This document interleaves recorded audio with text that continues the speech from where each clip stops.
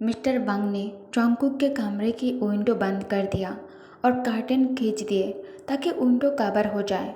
तभी जोंगकुक कहता है, अंकल मुझे गर्मी लग रहा है, पर्दा थोड़ा सा खोल दो प्लीज़। जोंगकुक जो ठंड से काँप रहा था बुखार की वजह से, जोंगकुक फिर से कहता है विंडो खोला छोड़ने के लिए, अंकल प्लीज़ खोल दो इसे। उसकी जिद अब भी वैसा ही था जबकि वो कमज़ोर होकर बेड पर लेटा हुआ था। मिस्टर वांग को उसकी जीत के सामने एक बार फिर हार माननी पड़ी। मिस्टर वांग थोड़ा कर्टेन उठाया और विंडो आधा खुला छोड़ दिया। आखिर में जोंगकुक अपनी आंखें बंद कर ली। मिस्टर वांग कहता है, अगर तेरा बुखार शाम तक नहीं उतरा, जो भी तू कहे मैं नहीं सुनूंगा। मैं शाम को मिस्टर पार्क को कॉल करूंगा, अंडरस्टैंड। मिस्टर वांग धमकी दी, लेकिन जोंगकुक चुपचाप लेटे रहता है जैसे उसने कुछ सुना ही नहीं। मिस्टर वांग ने फिर मजबूरी में घर को छोड़ दिया जबकि जोंगकुक गहरी नींद में जा चुका था। वो जल्दी से निकल गया, ये ठान कर कि आज का काम जल्दी से कंप्लीट करेगा। दूसरे तरफ तैयांग को अचानक याद आया सुबह का वक्त जब वो रोज़ गार्डन की तरफ देख रहा था बिना जोंगकुक के। उसे फूलों से भरे हुए ह्यूज गार्डन भी खाली और उदास लग रहा था। तैयांग दिल ही दिल में सोचने लगता है, क्या आज जोंगकुक गार्डन में दिखाई देगा। इतना उदास होने के बाद भी तैयांग तभी गेस कर लिया था जब उसने हसैन का रिपोर्ट सुना था। ऑफिस में कल रात जोंगकुक की नॉन हाजिरी को अपनी आंखों से देखकर तैयांग को थोड़ी चीर मची। वो क्यों नहीं आया आज, ये लड़का कितना बेवकूफ़ है। एक कहकर हंसते हुए तैयांग ने पतला सा पर्दा नीचे किया और पलट गया। मिसेस पार्क की चोरी सिर्फ एक बहाना थी।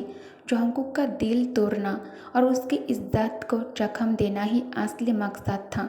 अपने बेटे को रोकने में फेल होने के बाद उसने एक और चाल चल दी।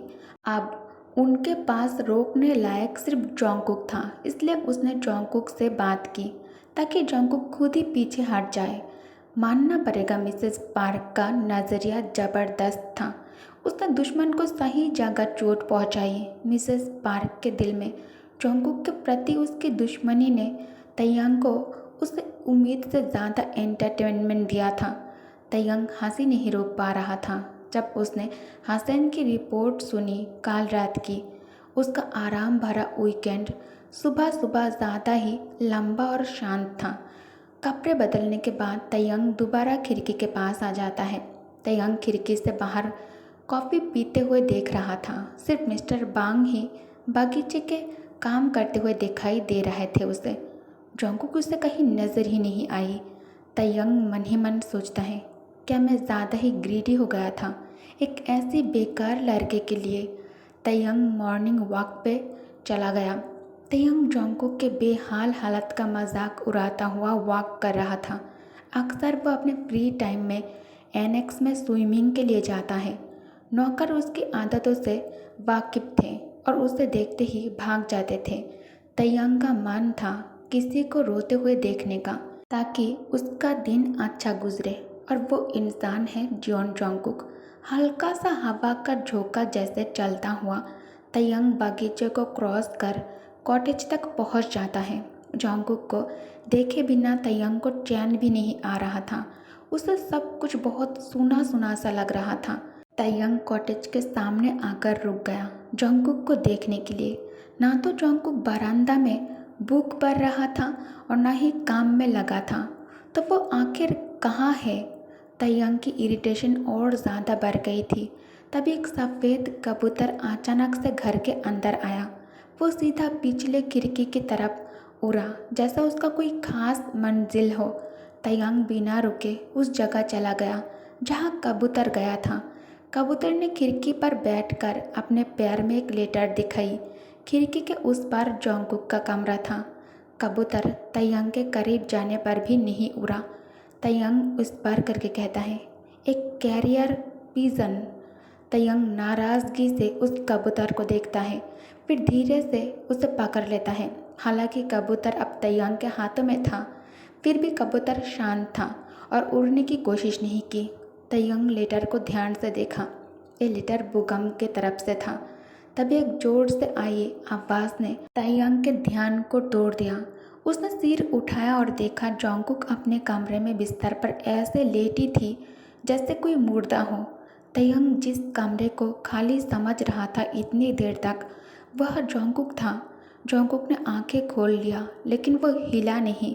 जोंगकुक की नज़र लंबे समय तक छत पर चिपकी रही। कमरा रोशनी से भरा हुआ था। बाहर पेड़ों पर बर्ड्स चहचहा रही थी जैसे गर्मी की सुबह का एक हिस्सा हो। उसके सपने में जैसे एहसास धीरे धीरे वापस आ रहे थे। बीमारी के कारण जोंगकुक के भूल चुके कर भी सच्चाई फिर से उसे याद आ रहा था। अजीब था, लेकिन जोंगकुक को रियलिटी देखकर ज़्यादा सुकून मिल रहा था। जोंगकुक की सांसों के बीच जो इमोशंस थी वो ठंडी पसीने और आंसू के रूप में बहती चली गई। अचानक एक डीप वॉइस उसे अपने कानों में सुनाई देता है, are you all right Jeon Jungkook. Taeyang के वॉइस सुनते ही जोंगकुक धीरे धीरे चेहरा घुमाकर ड्यूक किम ताइयांग की तरफ देखकर हैरानी से अपने आंखों को बरी कर लेता है। जोंगकुक बात करने की या फिर ताइयांग को ग्रीट करने की कोशिश कर रहा था, लेकिन उसके मुंह से एक भी वर्ड बाहर नहीं निकाल रहा था। जोंगकुक धीरे से उठकर बैठ जाता है। जोंगकुक की नज़र पहले से ही कमज़ोर था और अब बीमार के कारण और ज़्यादा वीक हो गया था और बुखार के वजह से उसे ठंड लग रहा था। जोंगकुक के जिस्म सूखे पत्तों की तरह थर थर काँप रहे थे। ताइयांग खामोश खड़े होकर बस जोंगकुक क्या करने की कोशिश कर रहा है या फिर वो क्या करना चाहता है ये समझने की कोशिश करता रहा। उतने में जोंगकुक बिस्तर से उतरकर खड़े होने की कोशिश में नीचे ज़मीन पर गिर जाता है। ताइयांग तुरंत जोंगकुक के पास आकर अपने घुटनों को मोड़कर झुककर जोंगकुक को बाजू से पकड़ते हुए शांत आवाज़ में कहता है, what happened to you Cookie. Taeyang की स्किन जब जोंगकुक की स्किन से टच होती है, ताइयांग शॉक से आईब्राउज को रेज कर लेता है। ताइयांग तुरंत जोंगकुक को जमीन से उठाकर अपने आर्म्स में कैरी कर लेता है। जोंगकुक अपने वीक हाथों से ताइयांग के शर्ट कसकर मुट्ठी में कैद कर लिया था और बुखार से तपता चेहरे को ताइयांग के सीने में छुपा लिया। जोंगकुक का गर्म स्पर्श और गर्म सांस ड्यूक को बेचैन करने लगता है। ताइयांग फिर से दोबारा वही गलती नहीं करना चाहता था जो हर बार जोंगकुक के करीब होने पर उसे हो जाता था। ताइयांग जोंगकुक को बिस्तर पर लेटाने जाता है। तभी जोंगकुक अपने अनकॉन्शियस माइंड में कहता है, मुझे अकेला मत छोड़ो, मुझे साथ ले चलो प्लीज़, मैं यहाँ नहीं रहना चाहता, मेरा दम घुट रहा है। ताइयांग कहता है, तुम मेरे साथ जाना चाहते हो ये जानते हुए भी कि मैं कौन हूँ। जोंगकुक कहता है, प्लीज़ ले चलो, दूर ले चलो यहाँ से। ताइयांग कहता है, Jungkook open your eyes and look at me. Jungkook slowly आंखें खोलकर ड्यूक के तरफ देखता है, लेकिन उसके विजन क्लियर नहीं था। ताइयांग कहता है, तुम्हारे अंकल कहाँ हैं? तुम बीमार हो, तुम्हें डॉक्टर की ज़रूरत है। फिर ताइयांग को याद आया जब वो एनेक्स से बाहर निकला था, तब उसने मिस्टर वांग को गार्डन में वॉक करते हुए देखा था। ताइयांग जोंगकुक को इस हालत में यहाँ अकेला नहीं छोड़ सकता था। ताइयांग उसे आर्म्स में कैरी कर कॉटेज से बाहर आ जाता है। उसने अपने साथ घोड़ा और कार दोनों में से एक भी लेकर नहीं आया था। इतने दूर तक जोंगकुक को आर्म्स में कैरी करके मिट्टी वाले फिसलन सड़क के ऊपर चलना आसान काम नहीं था। ताइयांग एक डीप ब्रीथ लेता है। मिलिट्री ट्रेनिंग किस दिन काम आएगा? आखिर वो अरबिश के ड्यूक है और एक high ranking military army officer. Taeyang कुछ घंटों के बाद जोंगकुक को लेकर एनेक्स के रास्ते पर पहुंच गया था। ताइयांग ऐसे ही डायरेक्टली जोंगकुक को अपने साथ एनेक्स में नहीं लेकर जा सकता था। अभी आयु वो भी तो अरबिश में ही है और तो और दिन के इस समय नौकर चाकर एनेक्स में काम करता है। ताइयांग जोंगकुक को रोज़ गार्डन से थोड़ी दूरी पर पेड़ के नीचे बिठाकर एनेक्स में एंटर कर बटलर हसन को ऑर्डर देता है, अभी के अभी सभी सर्वेंट्स को एनेक्स छोड़ने के लिए कह दो। मैं बहुत ज़्यादा थक गया हूँ और आज मैं एनेक्स में आराम करना चाहता हूँ और जब मुझे खाना चाहिए होगा तब मैं खुद कॉल करके मंगवा लूँगा। बटलर हसन कहता है, ओके मास्टर, अगर लेडी आयु आपसे मिलना चाहे तो। तयंग गुस्से में बटलर हसन की तरफ देखता है। बटलर हसन तयंग के आंखों में देखकर जल्दी से वहाँ से चला जाता है। हसन के जाते ही तयंग जल्दी से उस पेड़ के पास आ जाता है जहाँ उसने कुकी को छोड़ा था। तयंग वापस आकर देखता है जंगकुक धूल और मिट्टी से खुद को पूरी तरह से गंदा कर लिया है। तयंग थोड़ी गुस्से वाली आवाज़ में कहता है, आर यू मैड? एक क्या किया तुमने? क्या तुम लिटिल बेबी हो? जंगकुक कहता है, मैं नहीं चल सकता, मुझे चक्कर आ रहा है, गोद में ले लो मुझे। तयंग खुद को शांत कर उसे पीठ से अपने आर्म्स में कैरी करके चलकर एनेक्स के अंदर आ जाता है। तयंग कहता है, तुम पूरी तरह गंदे हो चुके हो, मैं तुम्हें इस हाल में मेरे बेड पर लेटने की परमिशन नहीं दे सकता। तयंग जंगकुक को सीधा शावर रूम के अंदर लाकर उसे ज़मीन पर खड़ा करने के बाद कहता है, बाथटब पानी से भरा हुआ है, जाओ जाकर खुद को क्लीन करो। तयंग जंगकुक के हाथ छोड़ते ही जंगकुक गिरने लगता है।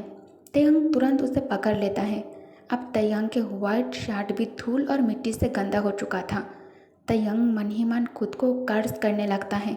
जिस बंदे ने उससे उसका चैन छीन लिया है और उस मुसीबत को अपने साथ एनेक्स लेकर आ गया है, वो तयंग चाह कर भी उसे ठीक करने या फिर उसका ट्रीटमेंट कराने के लिए डॉक्टर को यहाँ नहीं बुला सकता था, क्योंकि डॉक्टर पार्क का बेटा जंगकुक से प्यार करता है और उसे शादी करना चाहता है और डॉक्टर पार्क किम फैमिली के फैमिली डॉक्टर हैं। तयंग डॉक्टर पार्क के अलावा अरबिश में किसी और अच्छे डॉक्टर को नहीं जानता, और ऐसे भी अगर किसी और को ये बात पता चल गई कि जंगकुक एनेक्स में ड्यूक किम के साथ उसके कमरे में है तो बहुत ज़्यादा गड़बड़ हो जाएगा। ओके गाइज, तो इस पार्ट को मैं यही एंड करती हूँ। और हाँ, मैंने कहा था कि नेक्स्ट एपिसोड आप लोगों के लिए बहुत ज़्यादा धमाकेदार होंगे। मैं टोटली इस चीज़ को भूल गई थी कि मेरी सिस्टर की बर्थडे है 21 मई को, और मैं ये बात भूल गई थी। तो मेरी सिस्टर की आज बर्थडे है, इसलिए बहुत कुछ प्रिपरेशन करना है, उसे सरप्राइज़ गिफ्ट भी देना है, इसलिए मुझे राइटिंग करने का ज़्यादा टाइम नहीं मिला। लेकिन बर्थडे ख़त्म हो जाए, बर्थडे तो सिर्फ एक दिन के लिए ही होता है ना, राइट? उसके बाद मैं तो आप लोगों के लिए एवरीडे स्टोरी शेयर करती हूँ। नेक्स्ट एपिसोड में देखना, और आप लोग समझ चुके होंगे जंगकुक को आरबीश में एनेक्स के अंदर तयंग के कमरे में देखकर कि नेक्स्ट में क्या होने वाला है। ओके, तो प्लीज़ एक्साइटमेंट को बरकरार रखो और नेक्स्ट एपिसोड के लिए इंतज़ार करो। मैं आप लोगों के लिए सरप्राइज़ लेकर आऊँगी। Thank you for watching, bye bye.